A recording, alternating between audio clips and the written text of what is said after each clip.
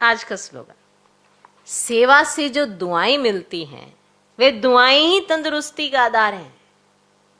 आप सेवा करो, खूब सेवा करो, कर्मणा मनसा वाचा, जो भी सेवा का मौका आपको मिले छोड़ो ही मत। आप तंदुरुस्त रहना चाहते हैं ना, हर कोई चाहता मैं तंदुरुस्त रहूं, है ना, उछलता कूदता सारा कार्य करूं, पर सेवा करने का शौक ही ना हो जिसके अंदर, तो जिसके अंदर सेवा करने का शौक नहीं होगा वो दुआएं कैसे कमाएगा। सेवा सिर्फ वाचा सेवा नहीं होती है, मनसा सेवा भी होती है। मन को शुद्ध रखोगे तो मनसा सेवा करोगे, फिर जब वाचा का मौका मिलेगा तो वैसा आपका जीवन होना चाहिए, फिर जो आप वाचा से सेवा करेंगे उसका असर होगा। कर्मना सेवा कोई भी चांस हो तो वो छोड़ना ही नहीं चाहिए। तो जब ये सब हम करते हैं तो दुआएं मिलती हैं।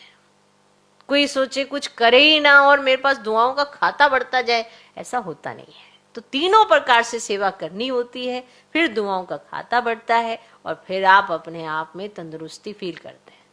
भले शरीर पुराना है पर जो तंदुरुस्ती मन की है ना, वो होनी बड़ी जरूरी है। तन की बीमारी हावी तब होती है जब मन बीमार होता है, वरना तो हरेक को तन की बीमारी लगी हुई है, पर किसी पर हावी है किसी पर नहीं है। कोई उसको सहजता से क्रॉस कर लेता है, कोई उसी में भारी होता रहता है, दुखी होता रहता है, रोता रहता है। क्यों? क्योंकि उसका मन बीमार है। तन तो जो बीमार है उसको दवाई से भी आप ठीक कर सकते हो, इतना माना साइंस ने इतनी दवाइयां दी हैं कि आप उसको ठीक कर सकते हो।